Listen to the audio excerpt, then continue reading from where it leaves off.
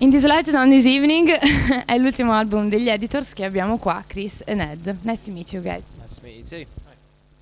And let's talk about the aim of this album. The title suggests a particular moment, a particular view in a particular moment. Is this a metaphor about the particular moment of your band, maybe? I don't think it's a metaphor. I think every time you produce a record, it is about what you're doing at the time. You know, it's about how you're feeling and what you want to put on at a particular moment. So yeah, I guess maybe little link to it. And what's the kind of the moment of your band? Well, we're feeling very creative. We're feeling in a very positive space. So I think we can try anything and stick it onto a record. We're not afraid of doing it. And what about the creation of the album? How did the song came? It was pretty much the same as the previous. Well, maybe more like the first one. The songs start with Tom, who sends a demo out to all of us, and we work on it individually, and then come together in the rehearsal room and smash it out.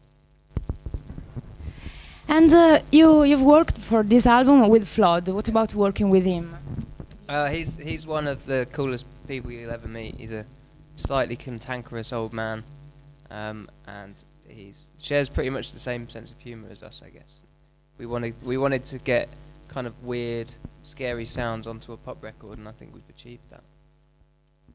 And in this album there is more use of synth and less guitars. What about the recording session with this kind of music?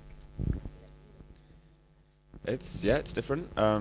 We were just a little bit bored of doing the same things that we were doing before. We weren't getting a kick out of it, so we didn't really aim to change the sound dramatically. We just wanted to change the way we wrote to keep things more interesting for us.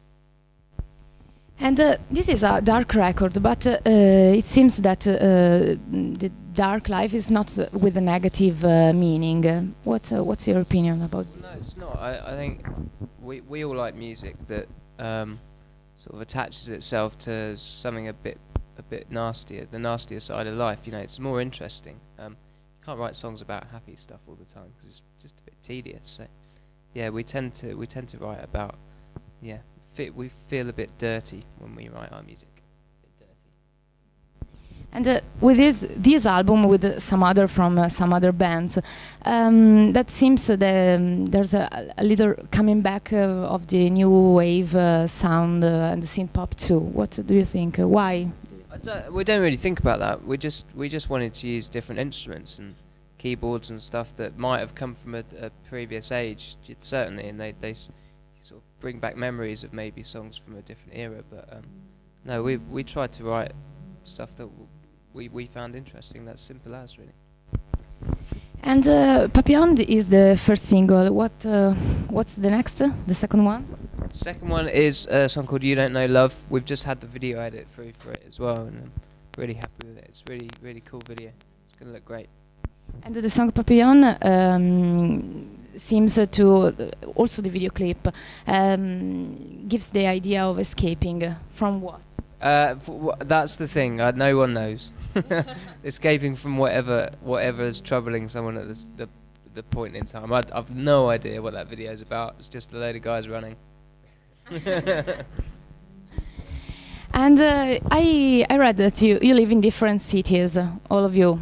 And what about working, living in different cities, also different countries? It's pretty much the same as before. I mean, if anything, we just have to schedule our work a little bit, more kind of regimented in a more regimented way. But other than that, New York's not that far away from London, so it's easy for me to fly in and just go straight to rehearsals. Yes, and I suppose you work also with the new technological vehicles, I suppose. The internet. Yeah, it's brilliant. Doesn't seem to work here though. No. Funny that. Yeah. And what about the song No Sound But the Wind? It was written for the novel, or and what about the connection between your music and the cinema, because it's the soundtrack of. Yeah. I mean, it's not been developed into a full band song yet, and we're gonna do that at some point.